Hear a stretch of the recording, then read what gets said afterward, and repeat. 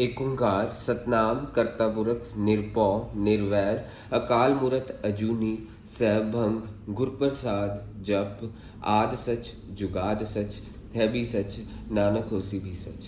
वाहिगुरु जी का खालसा वाहिगुरु जी की फतेह। Dear students, in this video I am going to cover the topic of AIDS, disease AIDS. AIDS stand for Acquired Immune Deficiency Syndrome. आपको इसकी full form हमेशा याद रहनी चाहिए। Acquired immune deficiency syndrome is the full form of AIDS. Deficiency syndrome is the full form of AIDS. इस बीमारी में basically होता क्या, बंदे का इम्यून सिस्टम पूरी तरह से ख़त्म हो जाता है। Means immune system gets totally damaged, means ability to fight diseases gets finished. Immune system is completely damaged, means ability to fight against diseases by the body gets completely vanished, means हमारी body disease के साथ लड़ाई करने में असक्षम हो जाती है। किसी को अगर बीमारी कोई बुखार हो जाए तो बुखार ही नहीं उतरेगा, किसी को कोई निमोनिया हो जाए तो वो निमोनिया ठीक ही नहीं होगा। मीन्स इसमें बीमारी नहीं ठीक होती बेसिकली। अब इस बीमारी के बारे के सिम्टम्स कब आते हैं, जब ये डिजीज़ होता है किसी को बेसिकली, तो उसके 15 साल 10 से 15 साल के बाद सिम्टम्स पता चलते हैं इसकी। ये इतनी खतरनाक बीमारी है, इसके सिम्टम्स बहुत लेट पता चलते हैं। ये बीमारी क्या है, एक्वायर्ड इम्यून डेफिशिएंसी सिंड्रोम। इसमें इम्यून सिस्टम पूरी तरह से ख़त्म हो जाता है। Immune system means ability to fight against diseases, ये पूरी तरह से कम्प्लीटली ख़त्म हो गया। एंड यानी इसका मतलब क्या है कि अगर किसी को कोई फीवर हो जाए, टाइफाइड हो जाए, मलेरिया हो जाए, इस इन्फेक्टेड पर्सन को, एड्स से इन्फेक्टेड पर्सन को, तो उसको ठीक नहीं होगा इजीली। या तो बंदा मर जाएगा या कभी ठीक ही नहीं होगा वो बीमारी से। जो भी बीमारी उसको होती जाएगी वो इसको परमानेंटली होती जाएगी। एंड ये होता किसकी वजह से, ह्यूमन इम्यूनो डेफिशिएंसी वायरस की वजह से। एक वायरस है, उसका नाम है human immuno deficiency virus. Human immuno deficiency virus, इस वायरस का नाम है जो रिस्पॉन्सिबल है एड्स बीमारी के लिए। एड्स का इलाज अभी तक सक्सेसफुली कोई नहीं मिला।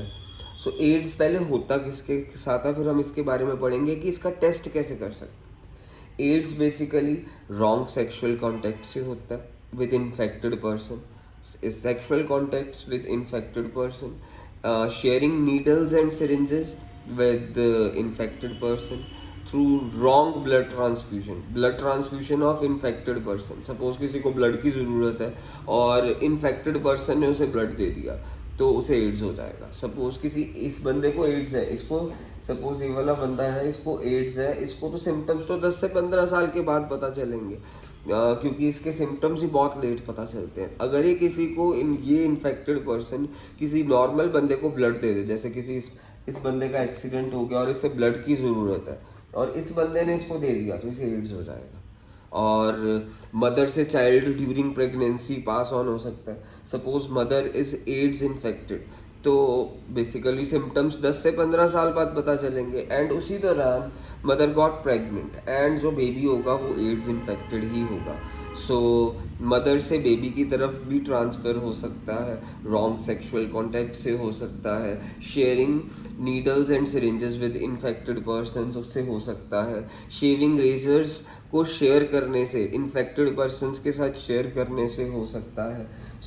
ये कारण है एड्स के। तो एड्स कभी ऐसे नहीं हो सकता कि हाँ हैंड शेक करने से, नो, किसी इन्फेक्टेड पर्सन के साथ हैंड शेक कर लो तो एड्स हो जाएगा, ऐसा कुछ नहीं है। एड्स के मोटे मोटे से कारण ये हैं बेसिकली। पहला कारण wrong sexual contacts with infected person, mother to child during pregnancy, then have sharing needles and syringes with infected person and blood transfusion by infected person, इससे एड्स हो सकता है। एंड ये होता किसकी वजह से है, ह्यूमन इम्यूनो डेफिशिएंसी वायरस।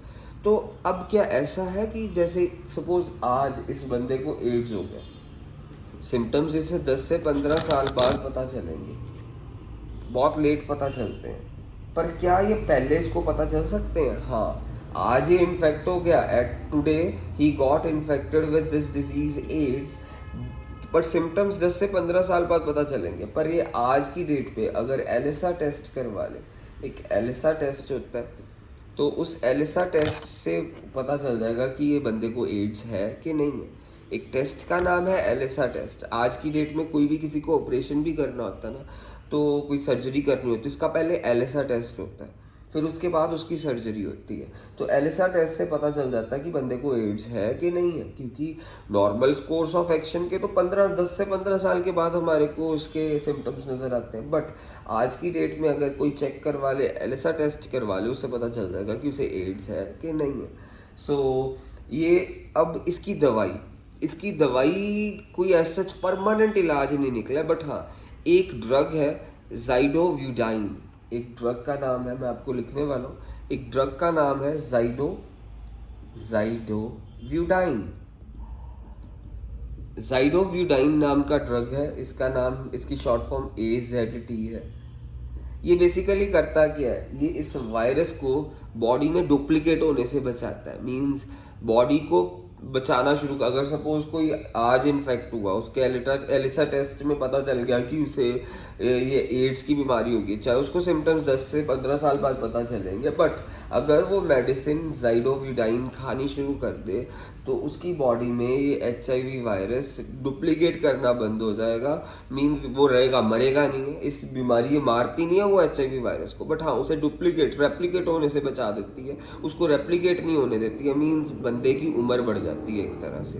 नहीं तो वो 10-15 साल के बाद उसको कोई बीमारी होगी तो वो ठीक ही नहीं होगी। बट हाँ ये HIV वायरस को ये ड्रग डुप्लीकेट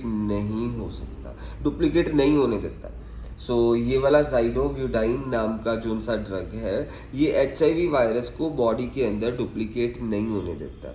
बट इसका साइड इफ़ेक्ट ये है कि इसकी वजह से अनीमिया की प्रॉब्लम आती है। जो लोग ये कंज्यूम करते हैं, जिनको अगर कोई बीमारी हो जाए, HIV एलिसा टेस्ट में पता चल जाए कि हाँ इसे HIV वायरस से इन्फेक्टेड है, मीन्स एड्स से इन्फेक्टेड है, तो वो ज़ाइडोव्यूडाइन डॉक्टर उसको सजेस्ट कर देता है। बट इसका साइड इफ़ेक्ट बीमारी है सिकल सेल एनीमिया नाम की बीमारी हो जाती है। अब क्या हम HIV वायरस यानी एड्स को एंटीबायोटिक से सही कर सकते हैं? तो ये क्वेश्चन है, क्या ये एड्स नाम की बीमारी को एंटीबायोटिक से ठीक कर सकते हैं? बिल्कुल भी नहीं। सो एंटीबायोटिक्स किसके लिए होती हैं basically? Antibiotics basically bacterial diseases को क्योर करने के लिए, फंगल या बैक्टीरियल डिजीजेस को क्योर करने के लिए होती हैं। और ये एड्स तो वायरस वाला डिजीज़ है। सो बैक्टीरियल एंटीबायोटिक्स क्या करती हैं, अगर कोई बैक्टीरिया से किसी की बॉडी इन्फेक्ट हो जाती है तो वो एंटीबायोटिक्स का काम है वो उस बैक्टीरिया की सेल वॉल को ख़त्म कर देती है। सो बैक्टीरिया की वॉल को यानी सेल मींस बैक्टीरिया की सेल वॉल को ख़त्म कर दिया। बैक्टीरिया फिर अपने सेल के फंक्शंस को नहीं परफॉर्म कर पाएगा और फाइनली बैक्टीरिया मर जाएगा। बट वायरस की तो कोई बॉडी नहीं होती है, मीन्स उसका अपना कोई है ही नहीं सेल मैकेनिज्म, मीन्स वो दूसरे की बॉडी यूज़ करता है तो वो जाके अपनी एग्जिस्टेंस शो कर पाता है। Virus doesn't have any cell wall. So antibiotic तो बेसिकली होती क्या है, बैक्टीरिया की सेल वॉल को ख़त्म करके बैक्टीरिया को असल में मार देती हैं। बैक्टीरिया की सेल वॉल ख़त्म कर देती हैं, बैक्टीरिया अपनी एक्टिविटीज़ नहीं परफॉर्म कर पाता है, असल फाइनली बैक्टीरिया मर जाता है। बट वायरस की तो कोई सेल वॉल ही नहीं होती है, वो तो होस्ट सेल को यूज़ करता है, होस्ट के सेल को। तो virus doesn't have cell wall, तो एंटीबायोटिक क्या चीज़ डिस्ट्रॉय करेगा? नहीं डिस्ट्रॉय कर पाएगा, क्योंकि एंटीबायोटिक का मेन काम होता है सेल वॉल को ख़त्म करना। वायरस की सेल वॉल ही नहीं है, तो एंटीबायोटिक्स एड्स को नहीं क्योर कर सकती, क्योंकि AIDS the reason for AIDS is HIV virus, and antibiotics are ineffective against virus. So that's it.